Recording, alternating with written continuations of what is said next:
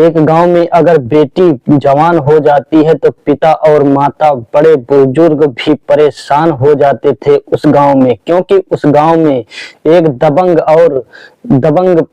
दबंग type का एक आदमी रहता था जो वहां की औरतों यानी लड़कियों की शादी होने से पहले ही उसके साथ संबंध और पहली रात गुजारता था। और नहीं, अगर उसके गार्जियन उसके पास नहीं भेजते थे तब उनको इतनी सख्त से सख्त सजा देता था कि वहां के लोगों की रूह कांप जाती थी। और ऐसा ही चलता रहा, लेकिन एक दिन वहां के एक गरीब और लाचार पिता वहां के एसपी साहब महिला एसपी से मिलने जाते हैं और वहां की एसपी महिला उस लड़की के दर पर चली जाती है दुल्हन बनकर उस दबंग पुरुष के पास। फिर क्या होता है वीडियो में आगे जरूर जानेंगे। और आप मैडम ने ऐसा एसपी मैडम ने ऐसा किया कि एसपी मैडम ने ऐसा खुलासा किया उसके बारे में, ऐसा हरकत उसके साथ किया कि उस दबंग आदमी के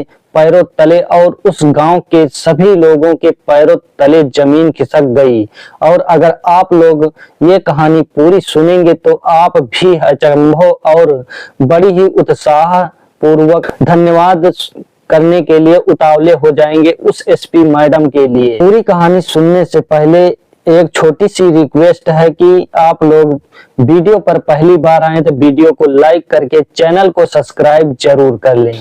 तो दोस्तों, ये एक गांव की कहानी है जहां पर एक दबंग आदमी रहता था। वहां के लोगों को परेशान कर कर रख दिया था। और कुछ समय पहले वहां के छोटे गरीब लोग, किसान गरीब लाचार उसके पास जाते थे, वहां अनाज दाना पानी कुछ चीजें उधार ले लेते थे, तब उसका चुका नहीं पाते थे, तब उन्हें परेशान भी करता था। और उनकी बहन बेटियां अगर जवान थी तो उनके साथ बदतमीजी करता था।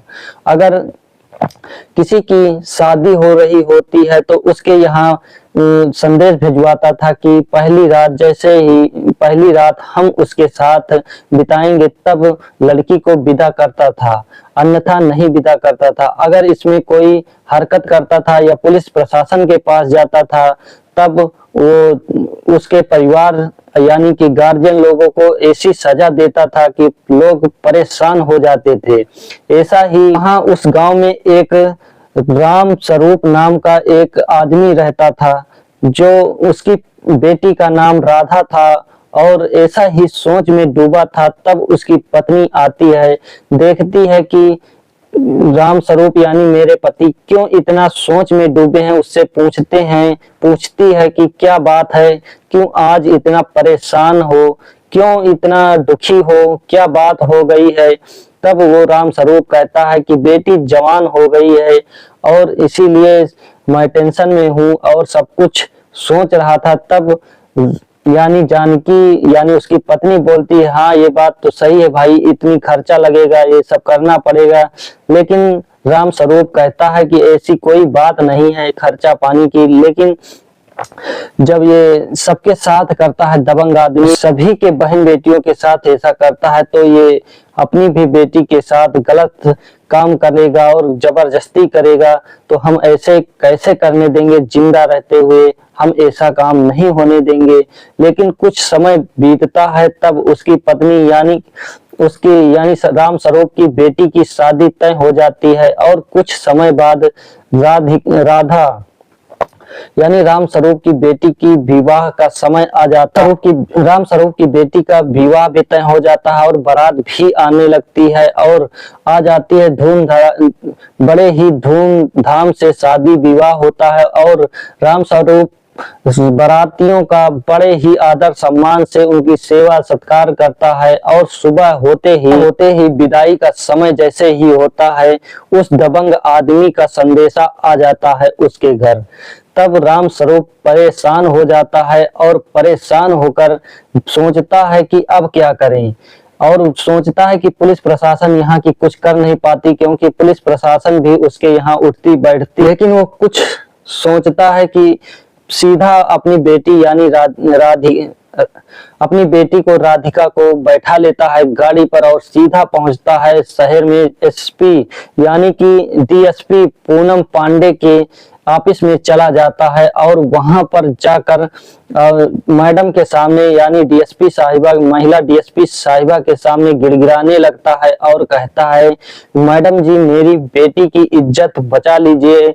तो मैडम पूछती है क्या हुआ? कहता है कि हमारी बेटी की शादी हुई है, कल बारात आई थी, आज विदाई हो रही है, लेकिन आप हमारी इज्जत आपके हाथों में है, कोई हमारी सहायता नहीं करता। तब डीएसपी महिला कहती है कि पूनम पांडे कहती हैं कि क्या बात है, तुम इधर उधर घुमा रहे हो लेकिन पूरी सच्चाई नहीं बता रहे हो। अगर पूरी सच्चाई नहीं बताओगे तो हम कैसे आपका सहयोग कर पाएंगे। लेकिन जब ऐसा मैडम कहती हैं तब राम स्वरूप पूरी सच्चाई बताता है कि हमारे गांव में एक दबंग आदमी है और वो सारी लड़कियों के साथ ऐसा ही करता है और वो जवान हो जाती हैं तब उनकी शादी हो जाती है। शादी होने के दूसरे दिन पहली रात वो यानी वो दबंग आदमी और लड़कियों के साथ गलत काम करता है, गलत व्यवहार करता है और कोई ऐसा नहीं करता तो उसे बीच चौराहे पर लटका कर उसे बहुत दंडित करता है, परेशान करता है।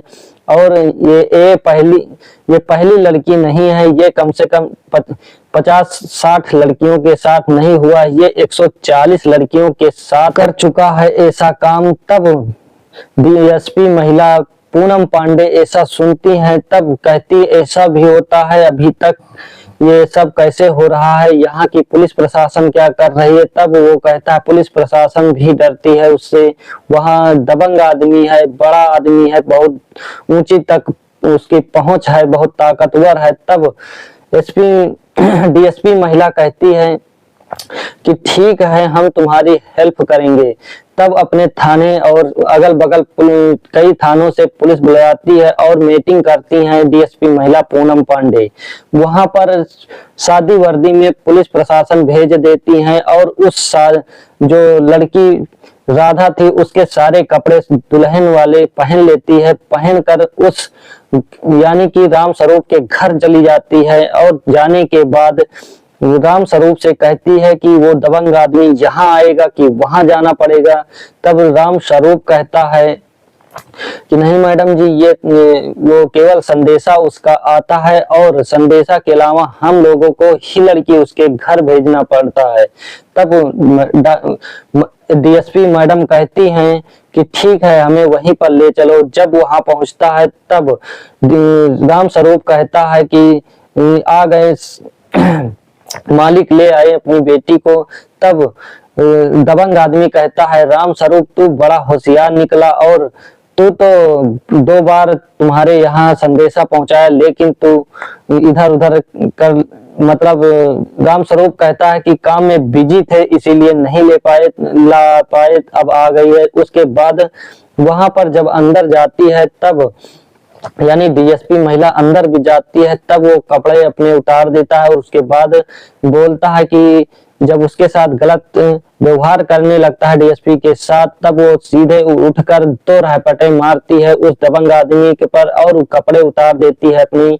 तब उसे वर्दी समझ में आती है। तब डीएसपी महिला कहती है तुमको कैद कर लिया जाएगा, तुम्हारे जैसे लोग हमारे जेल में सड़ते हैं कैदी बने हुए। तब वहां वो दबंग आदमी समझ जाता है कि ये कोई ऐरा गैरा यानी कि इसकी बेटी नहीं है, ये पुलिस वाली है और उसके बाद सब कुछ समझ जाती है। तब वहां पर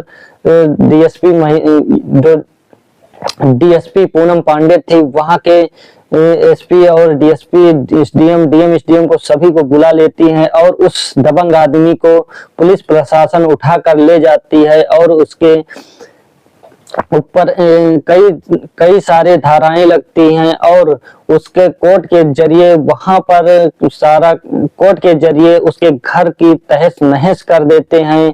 और इधर राम स्वरूप और उसकी बेटी बड़ी ही आसानी के साथ राधा अपने घर यानी ससुराल चली जाती है और राम स्वरूप बड़ा ही टेंशन से जो रहता था वो खत्म हो चुका था। और इधर जो दबंग आदमी था उसे सजा हो जाती है। दबंग आदमी रहता है वो एक प्रकार से परंपरा बना लिया था अपना, मतलब जो कहता था वही होता था। और लेकिन ये डीएसपी महिला बड़ी ही होशियारी से और कर्मठ ईमानदार तरीके से काम करती थी, बड़ी ही लगन से काम करती थी, तभी ऐसा कर पाई, नहीं तो अन्य पुलिस वालों की तरह होती तब ये काम भी वहां रामस्वरूप की बेटी भी उस दरिंदे के हाथ लग जाती। तो आप लोग क्या कहना चाहते हैं मैडम डीएसपी पूनम पांडे के बारे में और उस पिता यानी रामस्वरूप के बारे में कमेंट में जरूर बताइएगा। और ये वीडियो किसी के दिल दुखाने या लज्जित परेशान करने के लिए नहीं है, ये जागरूकता और सचेत करने के लिए वीडियो बनाई गई।